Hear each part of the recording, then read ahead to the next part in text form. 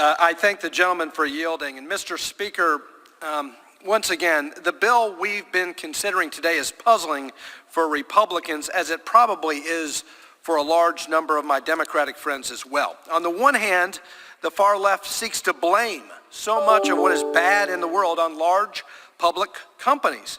But then they turn around and claim that these same companies will see the light if they embrace extreme left-wing policies, if they disclose more of their activities in obscure SEC reports. Mind you, these are perfectly legal activities too. But no serious member of the House can believe the world works like this. The far left wants to claim they're heroes, using the Securities and Exchange Commission to fight the scourges of our time, from foreign dictatorships to environmental degradation.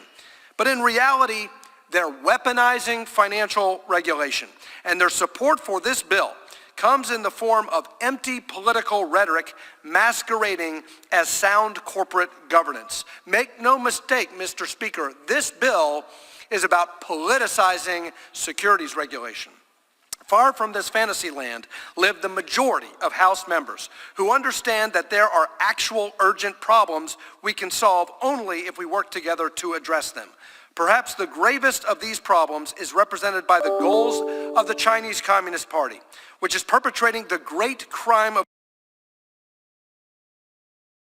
our age against the Uyghurs and other minorities in China. Beijing is also working to stamp out the vibrant democratic culture in Hong Kong, hoping all the while that Congress will look the other way.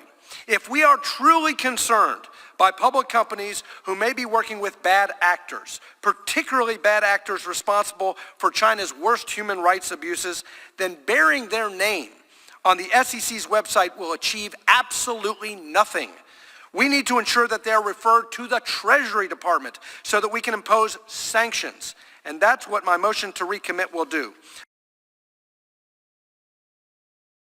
Under this MTR, instead of reporting on malign Chinese companies to the SEC, an agency that has long acknowledged its lack of expertise and, frankly, its lack of capability and interest in pursuing foreign policy goals, we will instead make sure that entities in corporate supply chains are flagged for the Treasury when public companies have reason to believe they're involved in atrocities in Xinjiang, from mass surveillance to forced labor and other violations of basic human rights.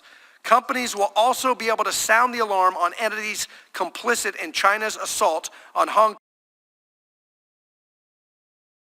Kong's freedoms, allowing OFAC at the Treasury to determine whether it can impose new sanctions. We must cut off offenders from the global economy until China changes course. We must rely on appeals to their bottom line, not their conscience. That is the power of U.S. sanctions.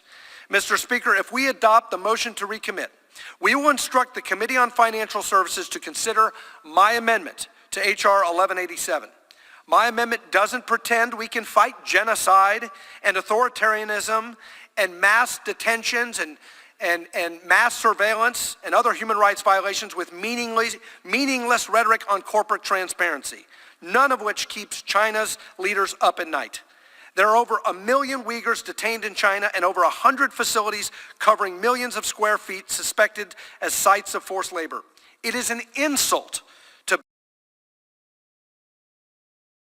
Beijing's victims to claim that disclosure tweaks from the SEC will stop this. Securities regulation will not stop this.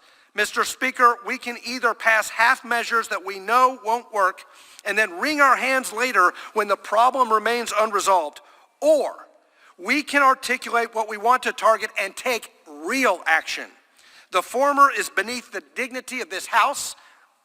Measly disclosures in securities filings, transforming 10-Ks from 100 pages to thousands of pages, that's not going to solve the problem. The former is beneath the dignity of the House. The latter is embodied in my amendment. Sanctions, OFAC, using the power of the U.S. Department of Treasury. Mr. Speaker, I ask unanimous consent to insert my amendment in the record immediately prior to the vote on the motion to recommit, and I yield back.